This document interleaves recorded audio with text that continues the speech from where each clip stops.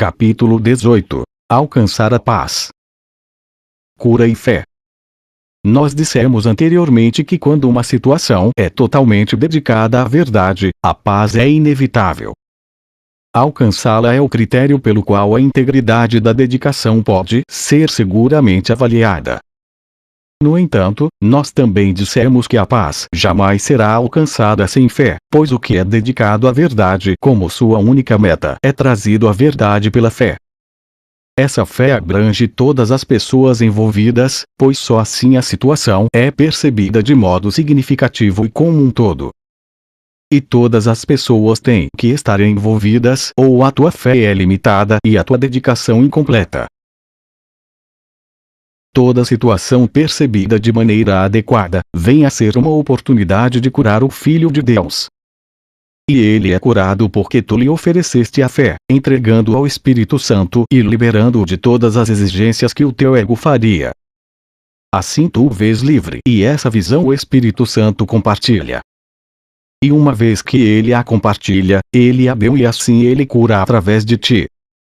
É essa união com ele em um único propósito que faz com que esse propósito seja real, porque tu o tornas íntegro.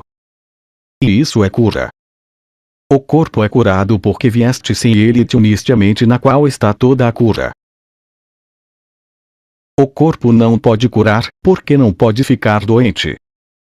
Não necessita de cura. Sua saúde ou doença depende inteiramente de como a mente o percebe e do propósito para o qual a mente quer usá-lo. É óbvio que o segmento da mente pode ver-se como se estivesse separado do propósito universal. Quando isso ocorre, o corpo vem a ser a sua arma, usada contra esse propósito para demonstrar o fato de que a separação ocorreu. O corpo assim vem a ser o instrumento da ilusão, agindo de acordo com ela, vendo que não está presente, ouvindo que a verdade nunca disse e comportando-se de maneira insana, pois é aprisionado pela insanidade. Não deixes de ver a nossa afirmação anterior segundo a qual a falta de fé conduz diretamente a ilusões. Pois a falta de fé é a percepção de um irmão como um corpo e o corpo não pode ser usado para propósitos de união. Se, então, vês o teu irmão como um corpo, estabeleceste uma condição na qual unir-se a ele vem a ser impossível. A tua falta de fé em relação ao teu irmão te separou dele e manteve ambos a parte da cura. A tua falta de fé assim se opôs ao propósito do Espírito Santo e trouxe ilusões, centradas no corpo, para se interpor entre vós. E o corpo parecerá estar doente, pois fizeste dele um inimigo da cura e o oposto da verdade. Não pode ser difícil reconhecer que a fé tem que ser o oposto da falta de fé. No entanto, o que é diferente na forma como elas operam é menos evidente, embora isso decorra diretamente da diferença fundamental do que são. A falta de fé sempre quer limitar e atacar. A fé, remover todas as limitações e tomar íntegro. A falta de fé quer destruir e separar. A fé quer unir e curar. A falta de fé quer interpor ilusões entre o Filho de Deus e seu Criador. A fé remover todos os obstáculos que parecem surgir entre eles. A falta de fé é totalmente dedicada às ilusões. A fé, totalmente dedicada à verdade. Dedicação parcial é impossível. A verdade é a ausência de ilusões. Ilusão, a ausência de verdade. Ambas não podem estar juntas, nem podem ser percebidas no mesmo lugar. Dedicar-se a ambas é fixar uma meta para sempre impossível de ser atingida, pois parte dela é buscada através do corpo, considerado como um meio de buscar a realidade através do ataque. A outra parte quer curar e, portanto, apela para a mente e não para o corpo.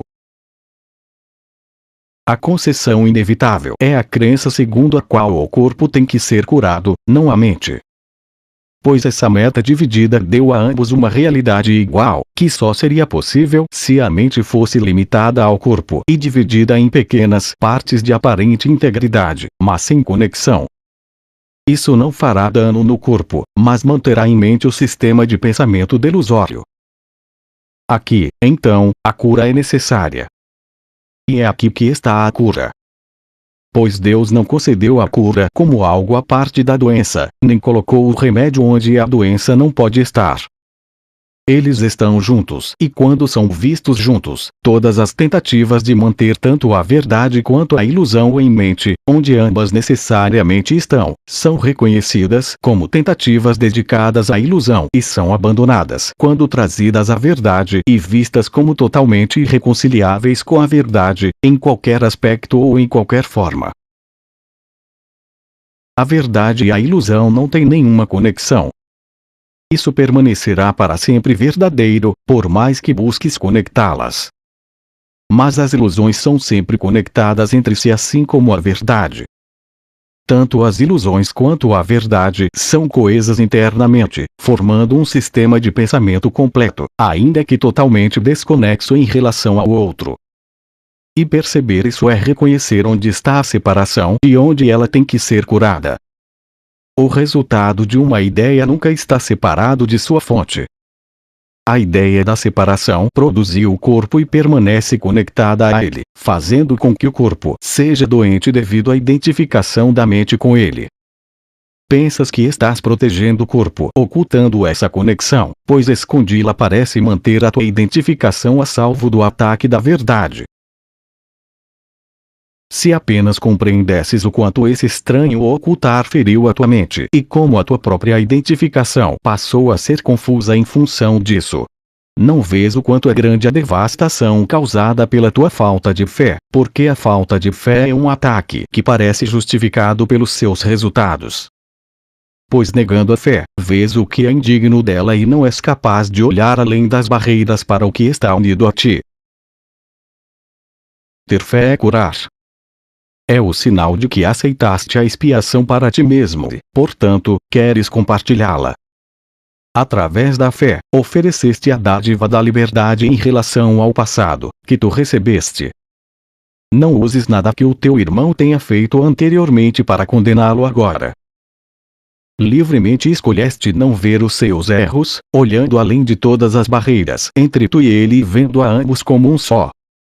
E nele vês que a tua fé está plenamente justificada. Não existe justificativa para a falta de fé, mas a fé é sempre justificada. A fé é o oposto do medo, tanto parte do amor quanto o medo é parte do ataque. A fé é o reconhecimento da união. É o amável reconhecimento de cada um como um filho do teu Pai amorosíssimo, amado por ele como tu e, portanto, amado por ti como tu mesmo. É o seu amor que une a ti e ao teu irmão e por esse amor não queres manter ninguém separado do teu. Cada um aparece exatamente como é percebido no instante santo, unido ao teu propósito de seres liberado da culpa. Vês o Cristo nele e ele é curado porque olhas para o que faz com que a fé seja para sempre justificada em todas as pessoas. A fé é o dom de Deus, através daquele que Deus te deu. A falta de fé olha para o Filho de Deus e o julga indigno do perdão.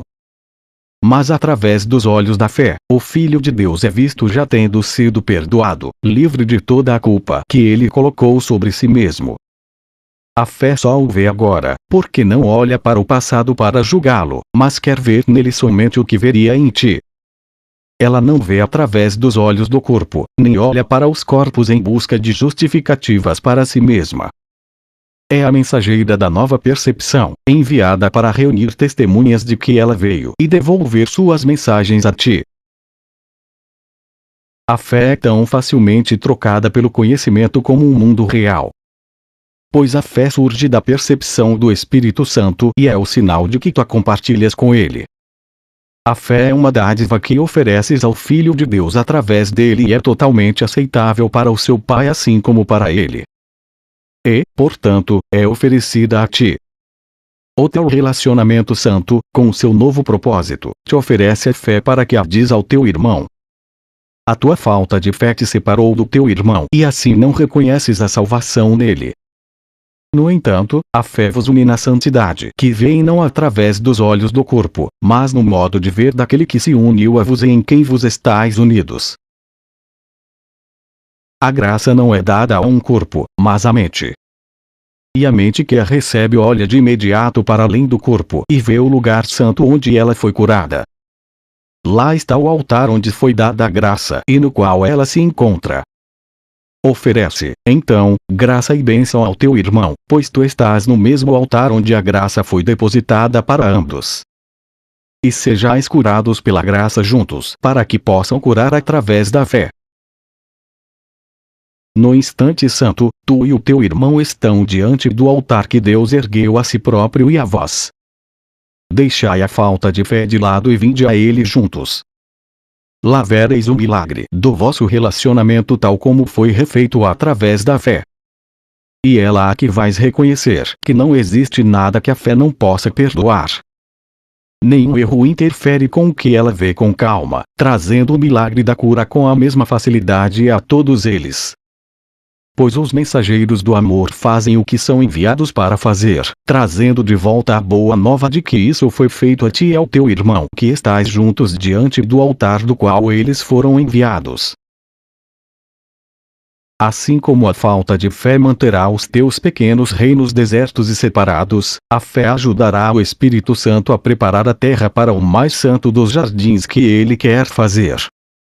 Pois a fé traz paz e assim invoca a verdade para que ela entre e torne belo aquilo que já foi preparado para a beleza.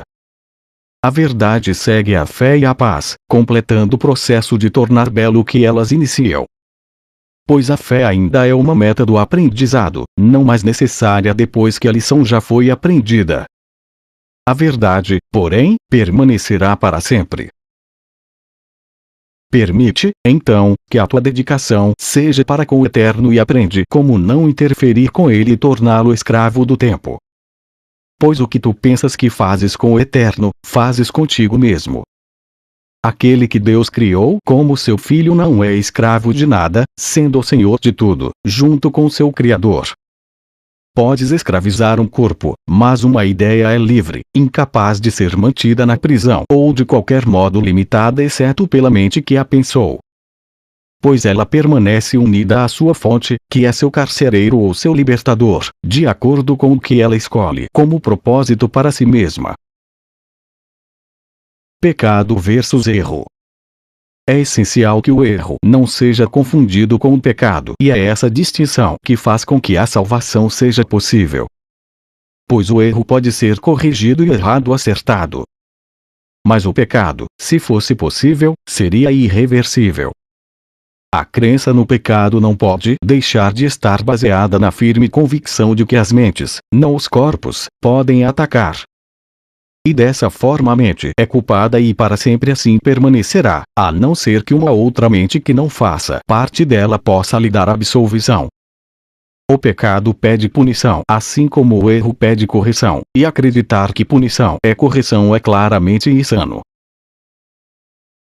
O pecado não é um erro, pois o pecado implica em uma arrogância que falta a ideia de erro. Pecar seria violar a realidade e ter sucesso. O pecado é a proclamação de que o ataque é real e a culpa justificada. Ele assume que o Filho de Deus é culpado, tendo assim tido sucesso na perda da sua inocência e fazendo de si mesmo algo que Deus não criou. Assim a criação é vista como se não fosse eterna e a vontade de Deus fica aberta à oposição e à derrota. O pecado é a grande ilusão subjacente a toda a grandiosidade do ego. Pois através dele o próprio Deus é mudado e refeito como um ser incompleto. O Filho de Deus pode estar equivocado, pode enganar-se, pode até mesmo voltar o poder de sua mente contra si mesmo. Mas pecar ele não pode. Não há nada que ele seja capaz de fazer que possa realmente mudar a sua realidade de forma alguma, nem fazer com que ele seja realmente culpado. Isso é o que o pecado quer fazer, pois tal é o seu propósito. No entanto, apesar de toda a selvagem insanidade inerente a toda a ideia de pecado, ele é impossível. Pois o salário do pecado é a morte e como pôde o imortal morrer?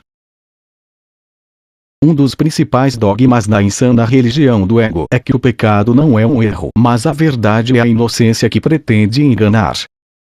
A pureza é vista como arrogância e a aceitação do ser como pecaminoso é percebida como santidade. E é essa doutrina que substitui a realidade do Filho de Deus tal como seu Pai o criou e tal como a sua vontade determinou que ele fosse para sempre. Isso é humildade. Ou, ao contrário, é uma tentativa de arrancar a criação da verdade e mantê-la separada. Qualquer tentativa de reinterpretar o pecado como um erro é sempre indefensável para o ego. A ideia de pecado é totalmente sacrossanta para o seu sistema de pensamento e não se pode abordá-la senão com reverência e temor. É o conceito mais santo do sistema do ego, belo e poderoso, totalmente verdadeiro e necessariamente protegido com todas as formas de defesa ao seu dispor. Pois aqui está a sua melhor defesa, a qual todas as outras servem. Aqui está a sua armadura, a sua proteção e o propósito fundamental do relacionamento especial na interpretação do ego. Pode, de fato, dizer que o ego construiu o seu mundo sobre o pecado. Só em tal mundo poderiam todas as coisas estar de cabeça para baixo. Essa é a estranha ilusão que faz com que as nuvens da culpa pareçam pesadas e impenetráveis. Nisso se acha a solidez que os fundamentos desse mundo parecem terça-feira. Pois o pecado fez com que a criação mudasse de uma ideia de Deus para um ideal que o ego quer, um mundo que ele governa, feito de corpos sem mentes e capazes de completa corrupção e decadência. Se isso é um equívoco, pode ser facilmente desfeito através da verdade. Qualquer equívoco pode ser corrigido, se for permitido que a verdade o julgue. Mas se ao equívoco é dado status de verdade, a que se pode levá-la? A santidade do pecado é mantida em seu lugar exatamente por meio desse estranho dispositivo. Como a verdade, ele é inviolável e todas as coisas são levadas a ele para serem julgadas. Como um equívoco, ele tem que ser levado à verdade. É impossível ter fé no pecado, pois o pecado é a ausência de fé. Entretanto, é possível ter fé na possibilidade de se corrigir um equívoco. Não há nenhuma pedra, em toda a cidadela armada do ego, que seja mais zelosamente defendida do que a ideia de que o pecado é real, a expressão natural do que o Filho de Deus fez de si mesmo e do que ele é. Para o ego, isso não é nenhum equívoco. Pois essa é a sua realidade, essa é a verdade da qual sempre será impossível escapar. Esse é o seu passado, o seu presente e o seu futuro. Pois ele conseguiu, de alguma maneira, corromper o seu pai e mudar por completo a sua mente. Lamente, então, a morte de Deus, a quem o pecado matou. E esse seria o desejo do ego, que ele em sua loucura acredita ter realizado. Não preferes que tudo isso não passe de um equívoco, inteiramente corrigível e do qual é tão fácil escapar que toda a sua correção é como caminhar através de uma névoa para o sol? Pois isso é tudo o que ele é. Talvez sejas tentado a concordar com o ego no sentido de achar que é muito melhor ser pecador do que estar equivocado. Mas pensa com cuidado antes de te permitires tomar essa decisão. Não a abordes levianamente, pois é a decisão entre o inferno ou o céu. A irrealidade do pecado. A atração da culpa se acha no pecado, não no erro. O pecado será repetido devido a essa atração. O medo pode vir a ser tão agudo que a encenação do pecado é negada. Mas enquanto a culpa permanecer atraente, a mente vai sofrer e não vai abandonar a ideia do pecado. Pois a culpa ainda a chama e a mente a ouve e anseia por ela, fazendo de si mesma uma presa voluntária ao seu apelo doentio. O pecado é uma ideia do mal que não pode ser corrigida porque, apesar disso, será para sempre desejável. Como uma parte essencial daquilo que o ego pensa que tu és, tu sempre o quererás. E só um vingador, com uma mente diferente da tua, poderia exterminá-lo através do medo. O ego não pensa que seja possível que o amor, e não o medo, seja o que o pecado realmente invoca e que ele sempre responda. Pois o ego traz o pecado ao medo exigindo punição. Entretanto, a punição não é senão outra forma de proteger a culpa, já que o que merece punição tem que ter sido realmente feito. A punição é sempre a grande preservadora do pecado, tratando-o com respeito e honrando a sua enormidade. O que tem que ser punido, tem que ser verdadeiro. E o que é verdadeiro tem que ser eterno e será repetido infindavelmente. Pois o que pensas que é real, tu queres e não abandonarás. Um erro, por outro lado, não é atraente. O que vês claramente como um equívoco queres corrigir. Às vezes, um pecado pode ser repetido vezes e mais vezes com resultados obviamente desoladores, mas sem perder o seu apelo. E, de repente, mudas o seu status de pecado para equívoco. Agora não o repetirás, simplesmente pararás e o abandonarás a não ser que a culpa permaneça. Pois então estarás apenas mudando a forma do pecado, admitindo que ele foi um erro, mas mantendo-o incorrigível. Isso não é realmente uma mudança na tua percepção, pois é o pecado que pede punição, não o erro. O Espírito Santo não pode punir o pecado. Equívocos ele reconhece e quer corrigi-los todos conforme Deus lhe confiou fazê-lo. Mas o pecado ele não conhece e nem pode reconhecer equívocos que não possam ser corrigidos. Pois um equívoco que não pode ser corrigido não tem significado para ele. Os equívocos existem para serem corrigidos e nada mais pedem. O que pede punição necessariamente está pedindo nada. Cada equívoco tem que ser um pedido de amor. O que é, então, o pecado? O que poderia ser senão um equívoco que queres manter escondido, um pedido de ajuda que não queres que seja ouvido e, portanto, queres manter sem resposta? No tempo, o Espírito Santo vê claramente que o Filho de Deus pode cometer equívocos. Nisso compartilhas a sua visão. No entanto, não compartilhas o seu reconhecimento da diferença entre tempo e eternidade. E quando a correção está completa, o tempo é eternidade. O Espírito Santo pode ensinar-te como olhar para o tempo de maneira diferente e ver o que está além, mas não enquanto acreditas no pecado. No erro, sim, pois isso pode ser corrigido pela mente. Mas o pecado é a crença segundo a qual a tua percepção é imutável e a mente tem que aceitar como verdadeiro o que lhe é dito através dela. Se não obedece, a mente é julgada insana. O único poder que poderia mudar a percepção é assim mantido impotente, preso ao corpo pelo medo da percepção mudada que o seu professor, aquele que é um com ela, traria. Quando és tentado a acreditar que o pecado é real, lembra-te disso. Se o pecado é real, nem tu nem Deus o são. Se a criação é extensão, o Criador tem que ter estendido a si mesmo e é impossível que o que é parte dele não seja absolutamente como o resto. Se o pecado é real, Deus tem que estar em guerra consigo mesmo. Ele tem que estar dividido e dilacerado entre bem e mal, em partição e parcialmente insano.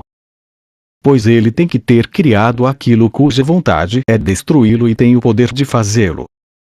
Não é mais fácil acreditar que tu te equivocaste do que acreditar nisso. Enquanto acreditas que a tua realidade ou a do teu irmão está limitada a um corpo, acreditarás no pecado.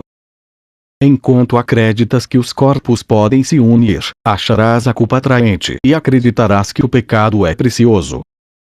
Pois a crença em que os corpos limitam a mente conduz a uma percepção do mundo na qual a prova da separação parece estar em toda parte.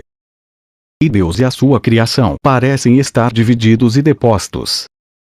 Pois o pecado quer provar que o que Deus criou santo não poderia prevalecer sobre ele, nem permanecer tal como é diante do seu poder. O pecado é percebido como se fosse mais poderoso do que Deus. Diante dele, o próprio Deus teria que se inclinar e oferecer sua criação ao seu conquistador. Isso é humildade ou é loucura? Se o pecado é real, tem que estar para sempre além da esperança da cura. Pois haveria um poder além do de Deus, um poder capaz de fazer uma outra vontade que poderia atacar e superar a sua vontade e conferir ao seu filho uma vontade distinta da sua e mais forte. E cada parte da criação fragmentada de Deus teria uma vontade diferente, oposta à sua e em eterna oposição a Ele umas às outras. O teu relacionamento santo tem como propósito agora a meta de provar que isso é impossível. O céu sorriu para ele e a crença no pecado foi desenraizada nesse sorriso de amor.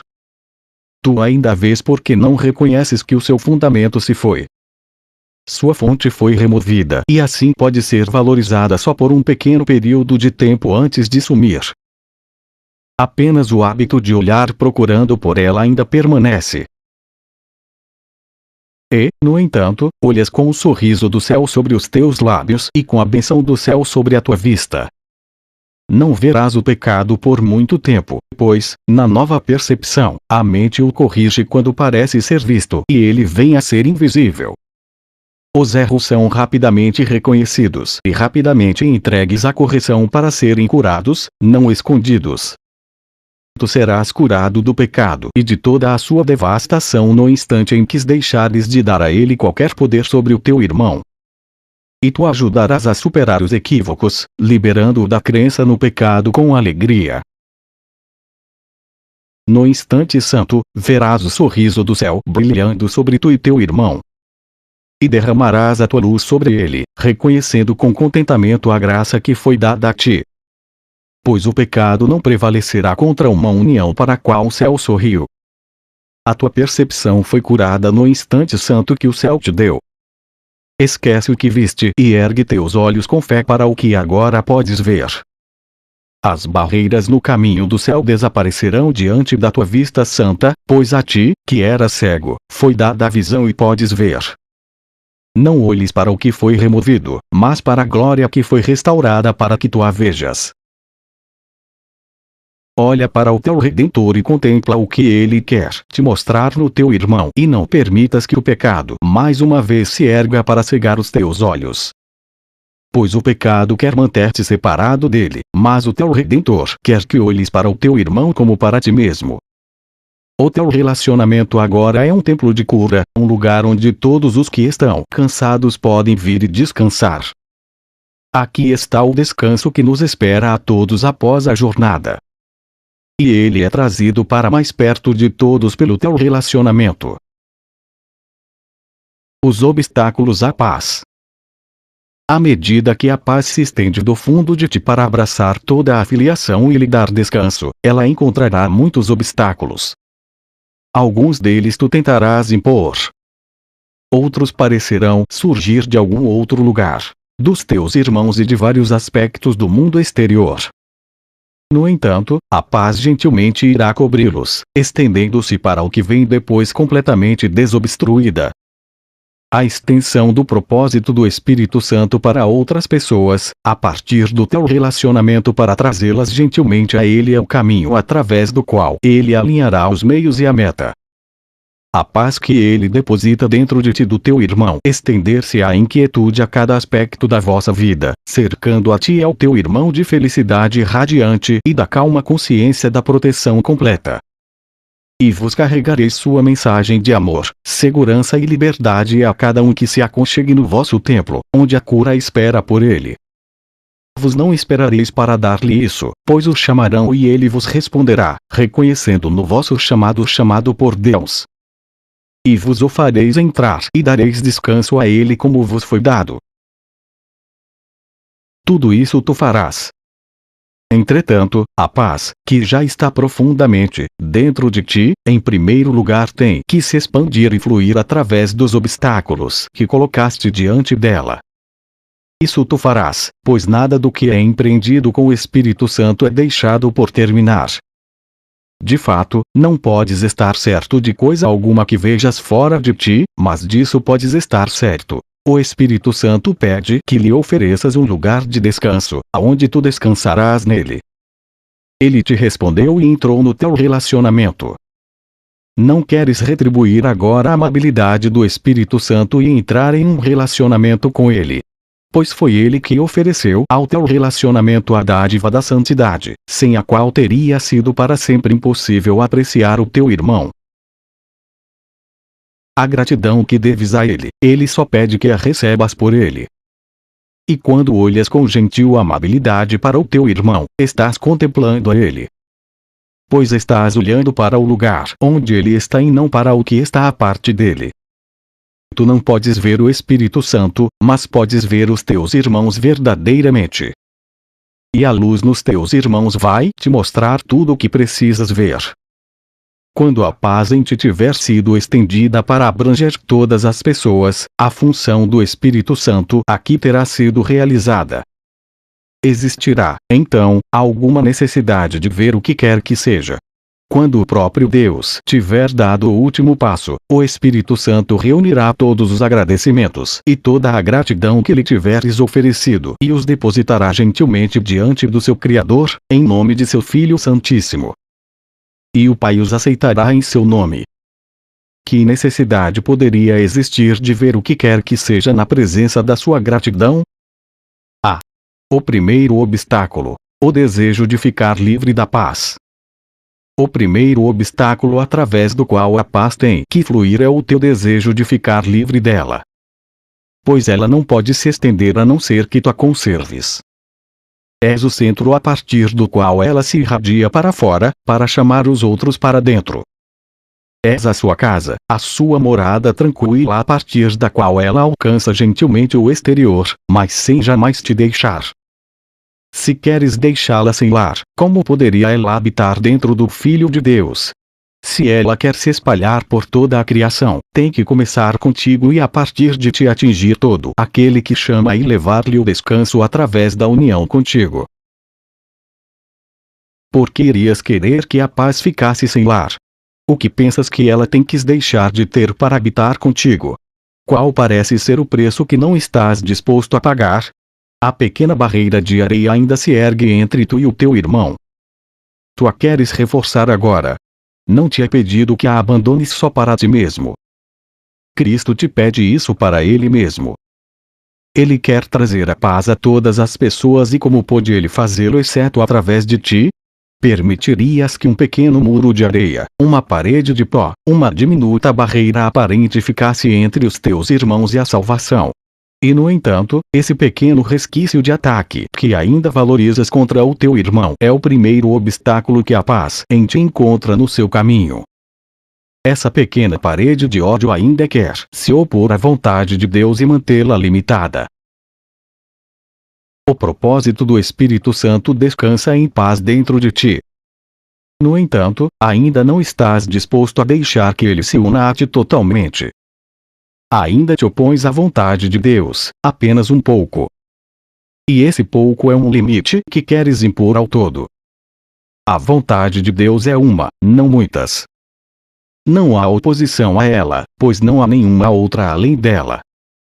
Aquilo que ainda queres guardar por trás da tua pequena barreira e manter separado do teu irmão parece mais poderoso do que o universo, pois queres deter o universo e o seu Criador.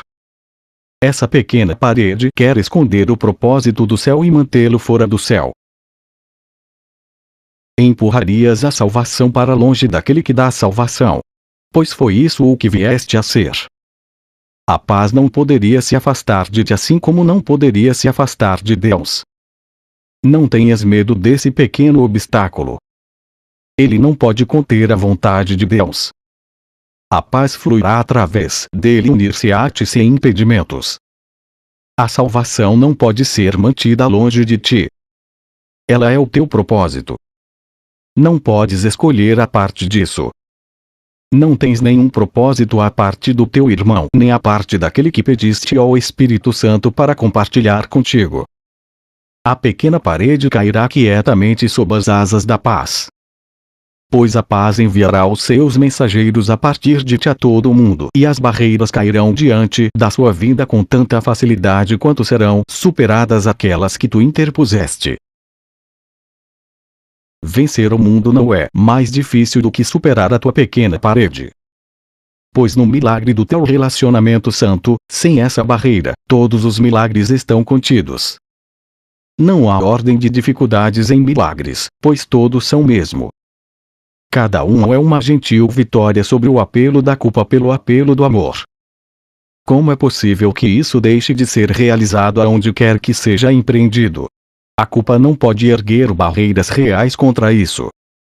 E tudo o que parece estar entre tu e o teu irmão tem que cair devido ao chamado ao qual tu respondeste. A partir de ti que respondeste, aquele que te respondeu quer chamar. A sua casa é o teu relacionamento santo. Não tentes ficar entre ele e o seu propósito santo, pois esse propósito é o teu. Em vez disso, permite que ele estenda em quietude um milagre do teu relacionamento a todas as pessoas nele envolvidas assim como ele foi dado. Há um silêncio no céu, uma feliz expectativa, uma pequena pausa de contentamento pelo reconhecimento do final da jornada. Pois o céu te conhece bem, como tu conheces o céu. Não existem ilusões entre tu e o teu irmão agora. Não olhes para a pequena parede de sombras. O sol ergueu-se acima dela. Como pôde uma sombra manter-te afastado do sol? Do mesmo modo, as sombras não podem mais manter-te afastado da luz em que terminam as ilusões. Todo milagre não é senão o fim de uma ilusão. Tal foi a jornada, tal o seu fim. E na meta da verdade que tu aceitaste todas as ilusões tem que terminar. O pequeno desejo insano de ficar livre daquele que convidaste a entrar empurrando para fora, não pode deixar de produzir conflito. Na medida em que olhas para o mundo, esse pequeno desejo sem raízes e flutuando sem destino, pode aterrissar e pousar brevemente em qualquer coisa, pois agora não tem mais propósito algum. Antes que o Espírito Santo entrasse para habitar contigo, ele parecia ter um propósito grandioso. A fixa e imutável dedicação ao pecado e aos seus resultados. Agora, ele não tem nenhum objetivo, vaga sem rumo, sem causar nada mais além de interrupções diminutas no apelo do amor. Esse desejo, com o peso de uma pluma, essa ilusão diminuta, esse resquício microscópico da crença no pecado, é tudo o que resta do que antes parecia ser o mundo. Já não é mais uma barreira inexorável para a paz. Seu vagar sem destino faz com que seus resultados pareçam ser ainda mais erráticos e imprevisíveis do que antes.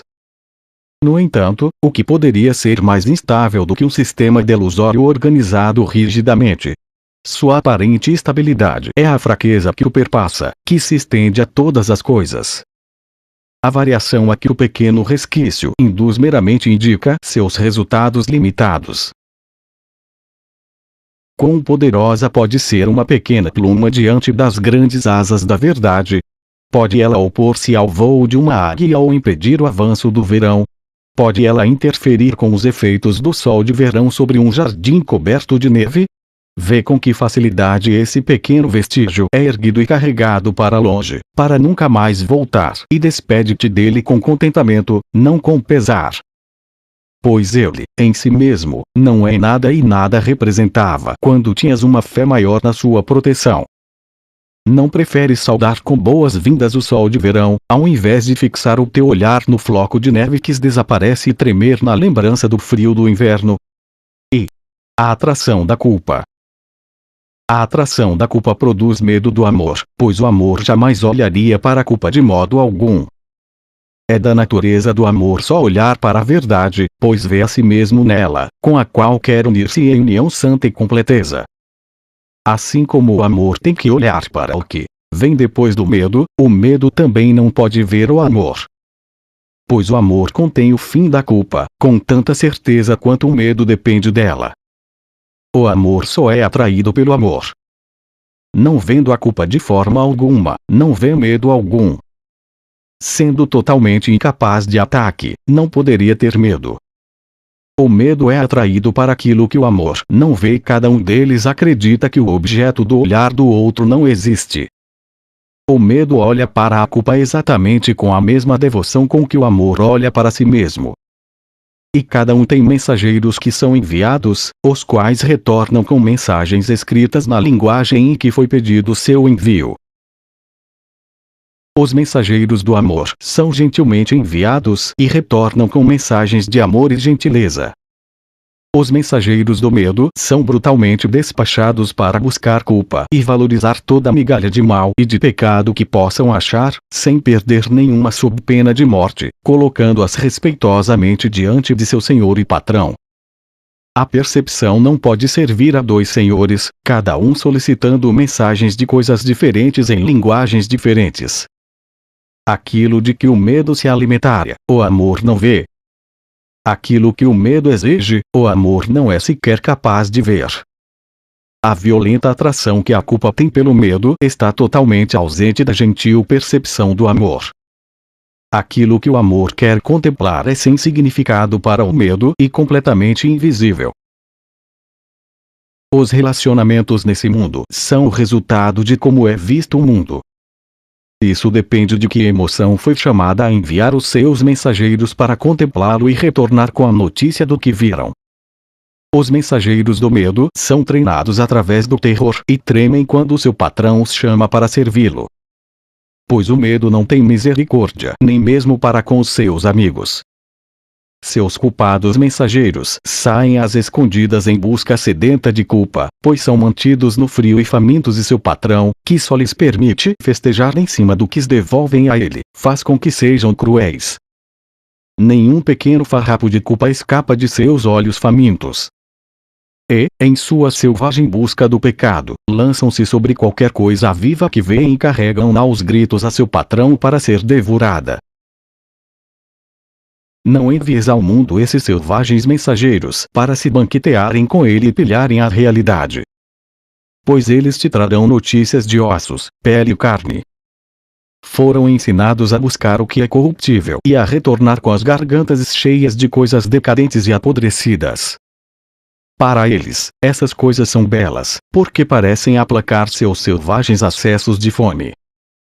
Pois eles são frenéticos com a dor do medo e querem evitar a punição daquele que os envia oferecendo-lhe aquilo que valorizam. O Espírito Santo te deu os mensageiros do amor para enviar no lugar daqueles que treinaste através do medo.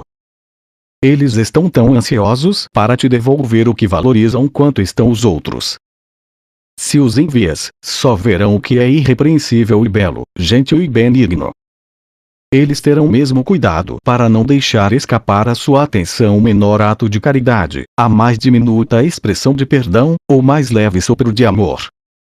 E retornarão com todas as coisas felizes que acharem, para compartilhá-las amorosamente contigo. Não tenhas medo deles. Eles te oferecem a salvação. As suas mensagens são de segurança, pois veem o mundo como algo benigno. Se tu somente enviares os mensageiros que o Espírito Santo te dá, não querendo outras mensagens senão as suas, não mais verás o medo. O mundo será transformado diante da tua vista, limpo de toda a culpa e suavemente escovado com beleza. O mundo não contém nenhum medo que tu não tenhas colocado sobre ele. E nenhum que possas continuar vendo depois de pedir aos mensageiros do amor para removê-lo. O Espírito Santo te deu seus mensageiros para que os envies ao teu irmão e para que retornem a ti com aquilo que o amor vê. Eles foram dados com o fim de substituir os famintos cães do medo que enviaste em seu lugar. E prosseguem para dar significado ao fim do medo. O amor também quer depositar um banquete diante de ti, com uma mesa coberta por uma toalha sem mancha, posta em um jardim tranquilo, onde som nenhum jamais é ouvido, exceto o cantar e um sussurrar suave e alegre. Esse é um banquete que honra o teu relacionamento santo, no qual todas as pessoas são bem-vindas como hóspedes de honra. E no instante santo todos dão graças em conjunto, na medida em que se unem em gentileza diante da mesa da comunhão. E lá eu me unirei a ti, conforme prometi há muito tempo e ainda prometo. Pois em teu novo relacionamento eu sou bem-vindo. E onde eu sou bem-vindo, lá estou. Eu sou bem-vindo no estado de graça, o que significa que afinal me perdoaste. Pois tornei-me o símbolo do teu pecado e assim eu tive que morrer em teu lugar. Para o ego, o pecado significa fica a morte e assim a expiação é alcançada através do assassinato. A salvação é contemplada como um meio pelo qual o Filho de Deus foi morto em teu lugar. No entanto, ofereceria eu o meu corpo a ti, a quem eu amo, conhecendo a sua pequenez? Ou ensinaria que corpos não podem nos manter separados? O meu não tinha mais valor do que o teu, nem era um meio melhor para a comunicação da salvação, e também não era a sua fonte. Ninguém pode morrer por outra pessoa e a morte não expia o pecado. Mas podes viver para mostrar que ele não é real. O corpo, de fato, parece ser o símbolo do pecado enquanto acreditas que ele pode te conseguir o que queres. Enquanto acreditas que ele pode te dar prazer, também acreditarás que pode te trazer dor. Pensar que és capaz de ficar satisfeito e feliz com tão pouco é ferir a ti mesmo e limitar a felicidade que queres ter. Convoca a dor para que ela encha a tua pobre despensa e faça com que a tua vida seja completa. Essa é a completeza conforme o Aguavê. Pois a culpa se incide onde a felicidade foi removida e a substitui. A comunhão é um outro tipo de completeza que vai além da culpa, porque vai além do corpo. B. O segundo obstáculo: a crença em que o corpo tem valor pelo que oferece. Nós dissemos que a paz em primeiro lugar tem que superar o obstáculo do teu desejo de ficar livre dela. Onde a atração da culpa domina, a paz não é querida. O segundo obstáculo pelo qual a paz tem que fluir, estreitamente relacionado com o primeiro, é a crença segundo a qual o corpo tem valor pelo que oferece. Pois aqui se faz com que a atração da culpa seja manifestada no corpo e vista nele. Esse é o valor que pensas que a paz quer roubar de ti. É isso que acreditas que ela quer que deixes de possuir, deixando-te sem lar. E é por isso que queres negar um lar à paz. Esse é o sacrifício que sentes como se fosse grande demais para ser feito, demais para ser pedido a ti. Isso é um sacrifício ou uma liberação? O que é que o corpo te deu realmente que justifique a tua estranha crença em que nele está a salvação? Não vês que essa é a crença na morte? Aqui está o foco da percepção da expiação como assassinato. Aqui está a fonte da ideia de que o amor é medo. Os mensageiros do Espírito Santo são enviados para muito além do corpo, chamando a mente para se unir em comunhão santa e estar em paz. Tal é a mensagem que eu dei a eles para ti. São apenas os mensageiros do medo que veem o corpo, pois buscam aquilo que pode sofrer. É um sacrifício ser removido daquilo que pode sofrer. O Espírito Santo não exige de ti que sacrifiques a esperança do prazer do corpo, ele não tem nenhuma esperança de prazer. Mas também não pode trazer a ti o medo da dor. A dor é o único sacrifício que o Espírito Santo pede e esse ele quer remover. A paz se estende a partir de ti só para o que é eterno e ela alcança o que está fora a partir do eterno em ti. Ela flui através de todas as outras coisas. O segundo obstáculo não é mais sólido do que o primeiro. Pois não queres nem ficar livre da paz nem limitá-la. O que são esses obstáculos que queres interpor entre a paz e a continuação do trajeto da paz senão barreiras que colocas entre a tua vontade e a sua realização? Queres comunhão, não o banquete do medo. Queres salvação, não a dor da culpa. E queres o teu pai, não um pequeno monte de barro para ser a tua casa. No teu relacionamento santo, está o filho do teu pai. Ele não perdeu a comunhão com ele e nem consigo mesmo. Quando concordaste em unir-te ao teu irmão, reconheceste que isso é assim. Isso não custa nada, mas libera do custo. Pagaste muito caro pelas tuas ilusões e nada daquilo por que pagaste te trouxe paz. Não estás contente que o céu não possa ser sacrificado e que nenhum sacrifício possa ser pedido a ti? Não existe nenhum obstáculo que possas colocar diante da nossa união, pois em teu relacionamento santo eu já estou presente. Nós superaremos juntos todos os obstáculos, pois nós nos encontramos do lado de dentro da porta e não do lado de fora. Como é facilmente aberta a porta do lado de dentro, dando passagem à paz para abençoar o mundo cansado. Será que pode ser difícil para nós ultrapassarmos as barreiras juntos, se tu já te uniste ao que é sem limites? O fim da culpa está em tuas mãos para ser dado. irias tu parar agora para procurar a culpa no teu irmão? Permite que eu seja para ti o símbolo do fim da culpa e olha para o teu irmão como olharias para mim. Perdoa-me todos os pecados que pensas que o Filho de Deus cometeu. E à luz do teu perdão, ele lembrar-se-á quem ele é e esquecerá o que nunca foi. Eu peço o teu perdão, pois se tu és culpado, eu também tenho que ser. Mas se eu superei a culpa e venci o mundo, tu estavas comigo. Queres ver em mim o símbolo da culpa ou o fim da culpa, lembrando-te de que o que eu significo para ti é o que vês dentro de ti mesmo. A partir do teu relacionamento santo, a verdade proclama a verdade e o amor olha para si mesmo. A salvação flui do mais profundo no interior do lar que ofereceste a meu Pai e a mim. E nós lá estamos juntos, na comunhão quieta na qual o Pai e o Filho estão unidos.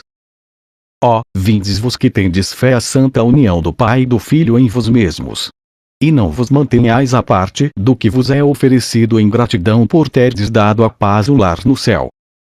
Enviai para todo o mundo a feliz mensagem do fim da culpa e todo o mundo responderá.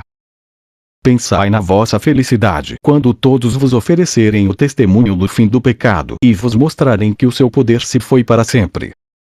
Onde pode estar a culpa, quando a crença no pecado se foi? E onde está a morte, quando o seu grande advogado não mais for ouvido? Perdoa-me as tuas ilusões e libera-me da punição pelo que eu não fiz. Assim aprenderás a liberdade que eu ensinei, ensinando a liberdade ao teu irmão e assim me liberando. Eu estou dentro do teu relacionamento santo, todavia, queres me aprisionar atrás dos obstáculos que ergues à liberdade e impedir o meu caminho para ti. No entanto, não é possível manter afastado aquele que já está presente. E nele é possível que a nossa comunhão, na qual já estamos unidos, venha a ser o foco da nova percepção que trará luz a todo o mundo contido em ti. E a atração da dor. A tua pequena parte é apenas dar ao Espírito Santo toda a ideia de sacrifício. E aceitar a paz que ele te dá em seu lugar, sem os limites que iriam deter a sua extensão e assim limitariam a tua consciência dela.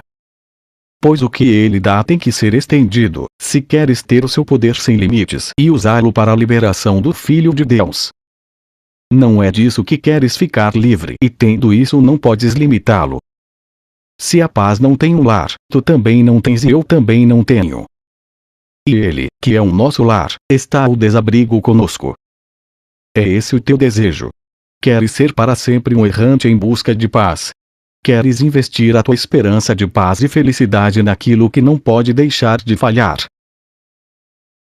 A fé no Eterno é sempre justificada, pois o Eterno é para sempre benigno, infinito em sua paciência e totalmente amoroso.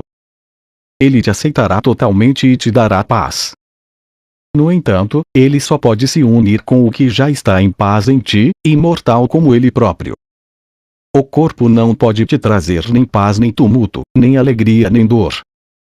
É um meio e não um fim. Não tem propósito em si mesmo, mas somente aquele que lhe é dado.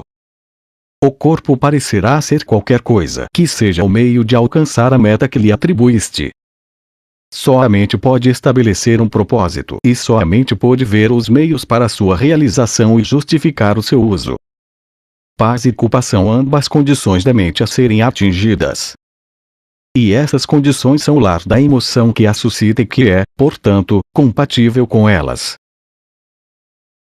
Mas pensa em qual delas é compatível contigo. Aqui está a tua escolha e ela é livre. Mas tudo o que está nela virá com ela, e o que pensas que és nunca pode estar à parte dela. O corpo é o grande traidor aparente da fé. Nele está a desilusão e as sementes da falta de fé, mas só se lhe pedes o que ele não pode dar. É possível que o teu equívoco seja um motivo razoável para a depressão e a desilusão e para o ataque vingativo contra aquilo que pensas que te falhou. Não uses o teu erro como justificativa para a tua falta de fé. Não pecaste, mas tens estado equivocado naquilo que é fiel.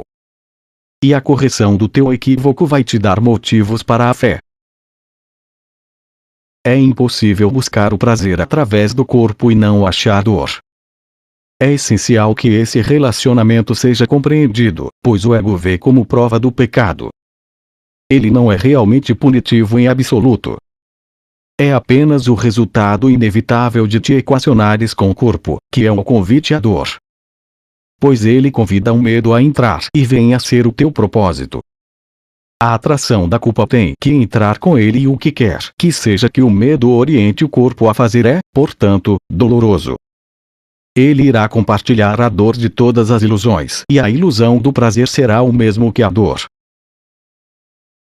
Isso não é inevitável.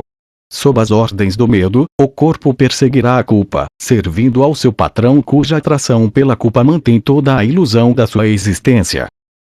É isso, então, a atração da dor. Regido por essa percepção, o corpo vem a ser o servo da dor, buscando-a como um dever e obedecendo à ideia de que a dor é prazer. É essa a ideia que está por trás de todo o maciço investimento do ego no corpo. E é esse relacionamento insano que ele mantém escondido e, no entanto, se alimenta disso. A ti ele ensina que o prazer do corpo é felicidade. Entretanto, para si mesmo sussurra: é a morte. Por que deveria o corpo ser qualquer coisa para ti? Com certeza, aquilo de que é feito não é precioso. E com a mesma certeza, ele não tem sentimento. Ele te transmite os sentimentos que queres. Como qualquer veículo de comunicação, o corpo recebe e envia as mensagens que lhe são dadas. Não tem nenhum sentimento por elas. Todo o sentimento que nelas está investido é dado pelo remetente e pelo destinatário.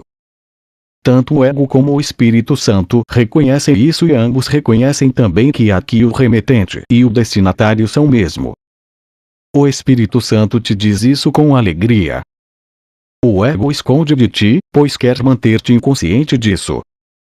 Quem iria enviar mensagens de ódio e ataque se apenas compreendesse que essas mensagens são enviadas a si mesmo? Quem iria acusar, culpar e condenar a si mesmo? As mensagens do ego sempre são enviadas para longe de ti, acreditando que por tua mensagem de ataque culpa alguma outra pessoa, mas não tu, irá sofrer. E mesmo que sofras, ainda assim alguém irá sofrer mais. O grande enganador reconhece que não é assim, mas como inimigo da paz, insiste que mandes para fora todas as tuas mensagens de ódio e libertes a ti mesmo. E para convencer-te de que isso é possível, pede ao corpo que busque a dor no ataque a outra pessoa chamando-a de prazer e oferecendo-te isso como libertação do ataque. Não ouças a loucura do ego e não acredites que o impossível seja verdadeiro. Não te esqueças de que o ego dedicou o corpo à meta do pecado e coloca nele toda a sua fé em que isso possa ser realizado. Seus tristes discípulos cantam continuamente os louvores do corpo em solene celebração ao domínio do ego. Ninguém pode deixar de acreditar que ceder à atração da culpa é escapar da dor. Ninguém pode deixar de considerar-se um corpo, sem o qual morreria e, no entanto, dentro do qual a morte é igualmente inevitável. Não é dado aos discípulos do ego reconhecer que têm se dedicado à morte. A liberdade lhes é oferecida, mas eles não a aceitaram e aquilo que é oferecido tem que ser também recebido para ser verdadeiramente dado. Pois o Espírito Santo também é um veículo de comunicação, recebendo do Pai e oferecendo as suas mensagens ao Filho. Como o ego, o Espírito Santo é ao mesmo tempo o remetente e o destinatário. Pois o que é enviado através dele retoma a ele, buscando a si mesmo ao longo do caminho e achando aquilo que busca. Da mesma forma o ego acha a morte que ele busca, devolvendo-a a ti. C. O terceiro obstáculo. A atração da morte. A ti é o teu irmão, em cujo relacionamento especial o Espírito Santo entrou, é dado liberar e ser liberado da dedicação à morte. Pois isso vos foi oferecido e vos aceitastes. No entanto, ainda tem que aprender mais a respeito dessa estranha devoção, pois ela contém o terceiro obstáculo através do qual a paz tem que fluir. Ninguém pode morrer a não ser que escolha a morte. O que parece ser o medo da morte é realmente a sua atração. A culpa também é temida e temível. No entanto, ela não exerce absolutamente nenhum controle a não ser sobre aqueles que são atraídos por ela e a buscam. O mesmo se dá com a morte. Feita pelo ego, a sua sombra escura cai sobre todas as coisas vivas porque o ego é o inimigo da vida. Entretanto, uma sombra não pode matar. O que é uma sombra para os vivos? Eles apenas passam por ela e ela se vai. Mas, e aqueles que são dedicados a não viver, os pecadores vestidos de negro, o couro enlutado do ego arrastando-se pesadamente para longe da vida, carregando suas correntes e marchando na lenta procissão em honra ao seu patrão sinistro, o Senhor da Morte. Toca qualquer um deles com as mãos gentis do perdão e observa as suas correntes caírem por terra junto com as tuas. Que o vejas deixar de lado a veste negra que ele estava usando para o próprio funeral e ouve-o rir da morte. Ele pode escapar à sentença que o pecado quer lhe impor através do teu perdão. Isso não é nenhuma arrogância. É a vontade de Deus. O que é impossível para ti que escolheste a sua vontade como tua? O que é a morte para ti? A tua dedicação não está voltada para a morte nem para o seu patrão. Quando aceitaste o propósito do Espírito Santo em lugar do propósito do ego, renunciaste à morte trocando-a pela vida. Nós temos o conhecimento de que uma ideia não deixa a sua fonte. E a morte é o resultado do pensamento a que chamamos ego com tanta certeza quanto a vida é o resultado do pensamento de Deus. E o corpo incorruptível. Do ego vieram o pecado, a culpa e a morte em oposição à vida e à inocência e à vontade do próprio Deus. Onde pode estar tal oposição senão nas mentes doentes dos insanos, dedicadas à loucura e estabelecidas contra a paz do céu? Uma coisa é certa: Deus, que não criou nem a morte e nem o pecado, não determinou em sua vontade que sejas limitado por eles. Ele não conhece o pecado e nem os seus resultados. As figuras amortalhadas na procissão do funeral não marcham em honra ao seu Criador cuja vontade é que elas vivam. Elas não estão seguindo a sua vontade, estão se opondo a ela. E o que é um corpo envolto em negro que querem enterrar? Um corpo que se dedicaram à morte, um símbolo de corrupção, um sacrifício ao pecado, oferecido ao pecado para alimentá-lo e mantê-lo vivo. Uma coisa condenada, amaldiçoada por aquele que a fez e lamentada por cada carpidor que olha para ela como para si mesmo. Tu, que acreditas que condenaste o Filho de Deus a isso, és arrogante. Mas tu, que queres liberá-lo, não estás senão honrando a vontade do seu Criador. A arrogância do pecado, o orgulho da culpa, o sepulcro da separação, tudo isso é parte da tua dedicação irreconhecida à morte. O cintilar da culpa que colocaste sobre o corpo quer matá-lo. Pois aquilo que o ego ama, ele mata em obediência a si mesmo. Mas aquilo que não lhe obedece, ele não pode matar. Podes te dedicar a outra coisa que manteria o corpo incorruptível e perfeito na medida em que é usado para o teu propósito santo. O corpo não morre, assim como não pode sentir. Ele nada faz. Por si mesmo, não é corruptível nem incorruptível. Não é nada. É o resultado de uma diminuta ideia louca de corrupção que pode ser corrigida. Pois Deus respondeu a essa ideia insana com a sua própria, uma resposta que não o deixou e que, portanto, traz o Criador à consciência de toda a mente que ouviu a sua resposta e a aceitou. Tu, que és dedicado ao incorruptível, recebeste através da tua aceitação o poder de liberar da corrupção. Qual a melhor maneira de ensinar o primeiro e fundamental princípio de um curso em milagres do que mostrar-te que aquele que parece ser o mais difícil pode ser realizado em primeiro lugar? O corpo não pode senão servir ao teu propósito. Conforme olhas para ele, assim ele parecerá ser.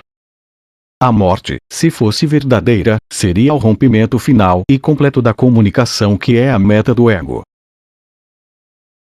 Aqueles que têm medo da morte não veem quantas vezes e quão alto a chamam e lhe pedem para vir salvá-los da comunicação. pois a morte é vista como segurança, o grande salvador escuro da luz da verdade, a resposta, o silenciador da voz por Deus.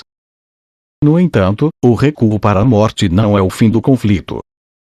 Só a resposta de Deus é o seu fim. O obstáculo do teu aparente amor pela morte, através do qual a paz tem que fluir, parece ser muito grande. Pois nele estão escondidos todos os segredos do ego, todos os seus mecanismos estranhos para enganar, todas as suas ideias doentias e imaginações insólitas. Aqui está o ponto final da união, o trunfo dos feitos do ego sobre a criação, a vitória da ausência de vida sobre a própria vida. Sob a margem poeirenta do seu mundo distorcido, o ego quer colocar o Filho de Deus que, abatido pelas suas ordens, prova em sua decadência que o próprio Deus não tem poder diante do poderio egótico, é incapaz de proteger a vida que ele criou contra o selvagem desejo que o ego tem de matar. Meu irmão, criança do nosso Pai, isso é um sonho de morte. Não há nenhum funeral, nem altares escuros, nem mandamentos sinistros, nem rituais distorcidos de condenação aos quais o corpo te conduz. Não peças para ser liberado disso. Mas liberta-o das ordens sem misericórdia e sem esperança que impuseste a ele e perdoa-o pelo que ordenaste que ele fizesse. Ao exaltá-lo ordenaste que ele morresse, pois só a morte poderia conquistar a vida.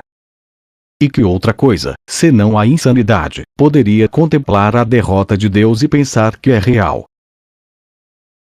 O medo da morte desaparecerá quando seu apelo ceder ante a real atração do amor. O fim do pecado, que se aninha em quietude na segurança do teu relacionamento, protegido pela tua união com teu irmão e pronto para crescer e tornar-se uma força poderosa para Deus, está muito próximo. A infância da salvação é cuidadosamente guardada pelo amor, preservada de todo pensamento que iria atacá-la e quietamente aprontada para cumprir a tarefa poderosa para a qual ela te foi dada. O teu propósito recém-nascido é embalado por anjos, nutrido pelo Espírito Santo e protegido pelo próprio Deus. Ele não necessita da tua proteção, ele é a tua. Pois é imortal e dentro dele está o fim da morte. Que perigo pode assaltar os totalmente inocentes? O que pode atacar aqueles que não têm culpa? Que medo é capaz de entrar e perturbar a paz da impecabilidade? Aquilo que te foi dado, mesmo em sua infância, está em plena comunicação com Deus e contigo. Em suas mãos diminutas ele segura, em perfeita segurança, cada milagre que vais apresentar, oferecido a ti. O milagre da vida não tem idade, tendo nascido no tempo, mas nutrido na eternidade. Contempla esse infante, a quem deste um lugar de descanso através do teu perdão ao teu irmão e vê nele a vontade de Deus. Aqui renasce o bebê de Belém. E todos aqueles que lhe dão abrigo o seguirão, não a cruz, mas a ressurreição e a vida. Quando qualquer coisa te parece ser uma fonte de medo, quando qualquer situação te afeta aterradoramente e faz o teu corpo tremer e o suor frio do medo se abate sobre ele, lembra-te que isso sempre se dá por uma razão. O ego a percebeu como um símbolo do medo, um sinal do pecado e da morte. Lembra-te, então, que nenhum sinal nem símbolo deve ser confundido com a fonte, pois necessariamente simbolizam alguma outra coisa além de si mesmos. O seu significado não pode estar neles mesmos, mas tem que ser buscado naquilo que representam. E podem assim significar tudo ou nada, de acordo com a verdade ou com a falsidade da ideia que refletem. Confrontado com tal aparente incerteza de significado, não a julgues. Lembra-te da presença santa daquele que te foi dado para ser a fonte do julgamento. Entrega a ele para julgar por ti e dize: eu te entrego isso para que o examines e o julgues por mim. Que eu não o veja como um sinal de pecado e de morte, nem use-o para a destruição. Ensina-me como não fazer disso um obstáculo à paz, e sim a deixar que tu utilizes por mim para facilitar sua vinda. D. O quarto obstáculo: o medo de Deus. O que verias sem medo da morte?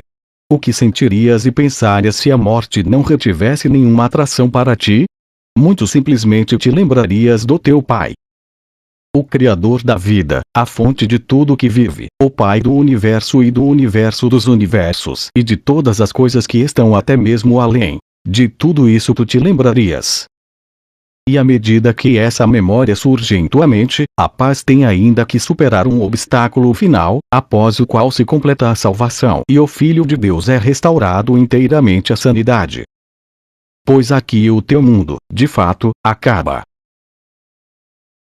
O quarto obstáculo a ser superado cai como um véu pesado diante da face de Cristo. Entretanto, à medida que a sua face se ergue além do véu, brilhando com alegria, porque ele está no amor de seu Pai, a paz afastará suavemente o véu e correrá para encontrá-lo e para afinal unir-se a ele. Pois esse véu escuro que parece tornar a face do próprio Cristo semelhante à de um leproso e fazer os raios brilhantes do amor do seu Pai, que iluminam com glória a sua face aparentarem ser rios de sangue, desaparece na luz intensa que está além dele quando o medo da morte se vai. Esse é o mais escuro dos véus, mantido pela crença na morte e protegido por sua atração. A dedicação à morte e à sua soberania é apenas o voto solene, a promessa feita em segredo ao ego de nunca erguer esse véu, nunca se aproximar dele, nem nunca suspeitar que esteja ali. Essa é a barganha secreta feita com o ego para manter aquilo que se encontra além do véu para sempre apagado e sem ser lembrado. Aí está a tua promessa de nunca permitir que a união te chame para fora da separação, a grande amnésia na qual a memória de Deus parece absolutamente esquecida, a fenda entre o teu ser e teu medo de Deus, o passo final na tua dissociação. Vê como a crença na morte aparentemente iria salvar-te. Pois se isso desaparecesse, de que outra coisa poderias ter medo senão da vida? É a atração da morte que faz a vida parecer feia, cruel e tirânica. Não sentes mais medo da morte do que do ego. Esses são os teus amigos escolhidos. Pois em tua aliança secreta com eles, concordaste em nunca deixar que o medo de Deus fosse descoberto de forma que pudesses contemplar a face de Cristo e unir-te a Ele em seu Pai. Todo obstáculo através do qual a paz tem que fluir é superado exatamente do mesmo modo. O medo que o provocou cede ao amor que está além e assim o medo desaparece. E o mesmo se dá com esse. O desejo de ficar livre da paz e expulsar o Espírito Santo de ti se apaga na presença do quieto reconhecimento de que tu amas. A exaltação do corpo é abandonada em favor do Espírito, que amas como jamais poderias amar o corpo. E o apelo da morte é perdido para sempre à medida que a atração do amor desperta e chama por ti. De um ponto além de cada um dos obstáculos ao amor, o próprio amor te chamou. E cada um deles foi superado pelo poder da atração daquilo que está além. O fato de quereres o medo parecia estar mantendo-os em seus lugares. No entanto, quando ouviste a voz do amor além deles, tu respondeste e eles desapareceram. E agora estás aterrorizado diante daquilo que juraste nunca olhar. Baixas os olhos, lembrando da tua promessa aos teus amigos. A beleza do pecado, o delicado apelo da culpa, a santa imagem de cera da morte e o medo da vingança do ego que juraste com sangue não desertar, tudo isso vem à tona e ordena que não ergas os teus olhos. Pois reconheces que se olhares para isso e permitires que o véu seja erguido eles desaparecerão para sempre. Todos os teus amigos, os teus protetores e o teu lar se desvanecerão. Nada do que lembras agora, tu te lembrarás. Parece-te que o mundo te abandonará completamente se apenas ergueres os teus olhos. No entanto, tudo o que vai ocorrer é que deixarás o mundo para sempre. Esse é o restabelecimento da tua vontade. Olha para isso de olhos abertos e nunca mais acreditarás que estás à mercê de coisas além de ti, de forças que não podes controlar e de pensamentos que venham de contra a tua vontade. É a tua vontade olhar para isso. Nenhum desejo louco, nenhum impulso trivial para esqueceres novamente, nenhuma punhalada de medo e nem o suor frio da morte aparente podem se colocar contra a tua vontade. Pois o que te atrai além do véu está também profundamente dentro de ti, é inseparável da tua vontade e completamente uno. erguendo o véu. Não te esqueças de que vos viestes até aqui juntos, tu e teu irmão. E com certeza não foi o ego que vos conduziu até aqui. Nenhum obstáculo à paz pode ser superado através do seu auxílio. Ele não revela os seus segredos e não pede que olheis para eles para ir além. Não quer que vejais as suas fraquezas e que aprendais que ele não tem nenhum poder para vos manter afastados da verdade. O Ia que vos trouxe aqui permanece convosco e quando erguerdes os vossos olhos, estareis prontos para olhar para o terror sem medo algum. Mas antes disso, ergue os teus olhos e olha para o teu irmão com a inocência que nasce do completo perdão das tuas ilusões através dos olhos da fé que não as vê. Ninguém é capaz de olhar para o medo que tem de Deus sem ficar aterrorizado a não ser que tenha aceitado a expiação e aprendido que as ilusões não são reais. Ninguém pode ficar diante desse obstáculo sozinho, pois não poderia ir muito longe a não ser que seu irmão caminhe a seu lado. E ninguém ousaria encará-lo sem o perdão completo do seu irmão em seu próprio coração. Fica aqui um momento e não tremas. Estarás pronto. Vamos nos unir em um instante santo, aqui nesse lugar onde o propósito, dado em um instante santo, te conduziu. E vamos nos unir na fé de que aquele que nos trouxe aqui juntos te oferecerá a inocência de que precisas e tu aceitarás por amor a mim e a ele. E nem é possível olhares para isso cedo demais. Esse é o lugar para onde cada um tem que vir quando estiver pronto. Quando tiver achado o seu irmão, está pronto. No entanto, apenas alcançar esse lugar não é o suficiente. Uma jornada sem um propósito é ainda sem significado e mesmo quando ela estiver terminada parecerá não fazer nenhum sentido. Como podes saber se ela terminou a não ser que reconheças que o seu propósito foi realizado? Aqui, com o fim da jornada diante de ti, vês esse propósito. E é aqui que escolhes se olhas para ele ou se continuas vagando, apenas para retornares e escolheres outra vez. Olhar para o medo de Deus exige, de fato, certa preparação. Só os sãos podem olhar a total insanidade e a loucura delirante com piedade e compaixão, mas não com medo. Pois só quando compartilham é que ele parece amedrontador e tu compartilhas até que olhes para o teu irmão com perfeita fé, amor e ternura. Antes do perdão completo, tu ainda permaneces sem perdoar. Temes a Deus porque tens medo do teu irmão. Aqueles a quem não perdoas, tu temes. E ninguém alcança o amor com medo a seu lado. Esse irmão, que se encontra a teu lado, ainda te parece ser um estranho. Não o conheces e a interpretação que fazes dele é muito amedrontadora. E ainda o atacas, para manter o que parece ser o teu ser sem danos. No entanto, nas suas mãos está a tua salvação. Vês a sua loucura, que odeias porque a compartilhas.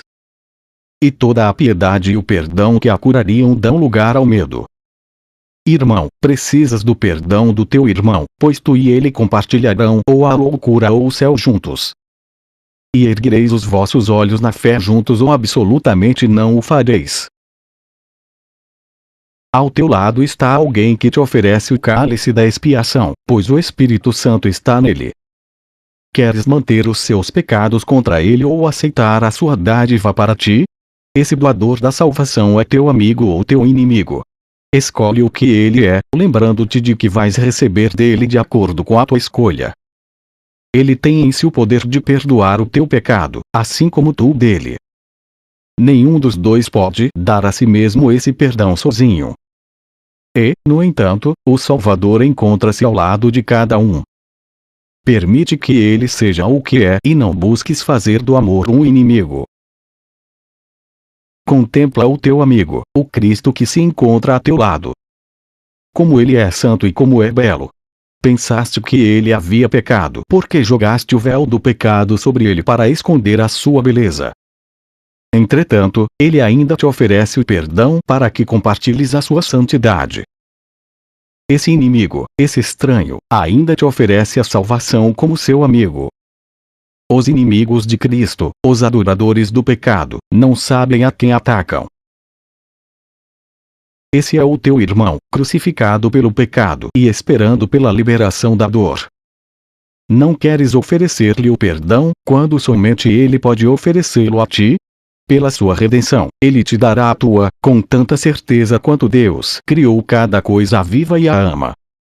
E ele a dará verdadeiramente, pois será ao mesmo tempo oferecida e recebida. Não há nenhuma graça no céu que tu não possas oferecer ao teu irmão e receber do teu santíssimo amigo. Não permitas que ele a recuse, pois ao recebê-la, tu a ofereces a ele. E ele receberá de ti o que tu recebeste dele. A redenção te foi dada para ser dada ao teu irmão e, assim, ser recebida. Aquele a quem tu perdoas é livre e aquilo que dás, tu compartilhas. Perdoa os pecados que o teu irmão pensa que cometeu e toda a culpa que pensas ver nele. Aqui é o lugar santo da ressurreição, ao qual nós vimos mais uma vez, ao qual voltaremos até que a redenção seja realizada e recebida. Pensa em quem é o teu irmão antes de querer condená-lo. E oferece graças a Deus por ser ele santo e por ter sido dada a ele a dádiva da santidade para ti. Une-te a ele com contentamento e remove todo vestígio de culpa da sua mente perturbada e torturada. Ajuda-o a erguer a pesada carga de pecado que colocaste sobre ele, que ele aceitou como própria, e joga-a levemente para longe dele com um riso feliz. Não a pressiones contra a sua fronte como se fossem espinhos, nem o pregues a ela sem redenção e sem esperança. Dá fé ao teu irmão, pois a fé e a esperança e a misericórdia são tuas para serem dadas. A dádiva é dada às mãos que dão. Olha para o teu irmão e vê nele a dádiva de Deus que queres receber. É quase Páscoa, o tempo da ressurreição. Vamos dar a redenção um ao outro e compartilhá-la, de tal modo que possamos nos erguer como um só na ressurreição, não separados na morte. Contemplo a dádiva de liberdade que eu dei ao Espírito Santo para ti. E sede livres juntos, tu e teu irmão, à medida que ofereces ao Espírito Santo essa mesma dádiva. E dando-a, recebe-a dele em retorno pelo que deste. Ele conduziu a ti e a mim juntos, de forma que pudéssemos nos encontrar aqui nesse lugar santo e tomar a mesma decisão. Liberta o teu irmão aqui como eu te libertei. Dá-lhe a mesma dádiva e não olhes para ele com qualquer espécie de condenação. Que o vejas tão sem culpa como eu olho para ti, e não vejas os pecados que ele próprio pensa haver dentro de si. Oferece ao teu irmão a liberdade e a liberação completa do pecado, aqui, no jardim da aparente agonia e morte. Assim nós iremos preparar juntos o caminho para a ressurreição do Filho de Deus e permitir que ele mais uma vez ressuscite para a lembrança feliz do seu Pai, que não conhece o pecado, nem a morte, mas somente a vida eterna. Juntos nós desapareceremos na presença além do véu, não para nos perdermos, mas para nos acharmos. Não para sermos vistos, mas conhecidos. E conhecendo, nada no plano que Deus estabeleceu para a salvação ficará por fazer. Esse é o propósito da jornada, sem o qual a jornada é sem significado. Aqui está a paz de Deus, que te é dada eternamente por Ele. Aqui está o descanso e a quietude que buscas, a razão da jornada desde o seu início. O céu é a dádiva que deves ao teu irmão, a dívida de gratidão que ofereces ao Filho de Deus em agradecimento pelo que ele é e pelo que o seu Pai o criou para ser. Pensa com cuidado em como vais olhar para o doador dessa dádiva, pois como tu olhares, assim parecerá ser a própria dádiva. Assim como ele é visto, como o doador da culpa ou da salvação, assim a sua oferenda será vista e assim será recebida. Os crucificados dão dor porque estão na dor. Mas os redimidos dão alegria porque foram curados da dor. Todos dão conforme recebem, mas cada um tem que escolher o que virá a ser aquilo que recebe. E reconhecerá a sua escolha em função do que ele dá e do que lhe é dado. A coisa alguma no céu ou no inferno é dado interferir com a decisão de cada um. Vieste até aqui porque a jornada foi a tua escolha. E ninguém empreende fazer aquilo que acredita ser sem significado. Aquilo em que tinhas fé ainda é fiel e vela por ti na fé de modo tão gentil e ao mesmo tempo tão forte, que te ergueria muito além do véu e colocaria o Filho de Deus a salvo sob a proteção segura do seu Pai. Aqui está o único propósito que dá a esse mundo e a longa jornada através desse mundo qualquer significado que possam terça-feira. Além disso, são sem significado. Tu e o teu irmão estão juntos, ainda sem a convicção de que eles tenham qualquer propósito. Entretanto, te é dado ver esse propósito no teu amigo santo e reconhecê-lo como o teu próprio.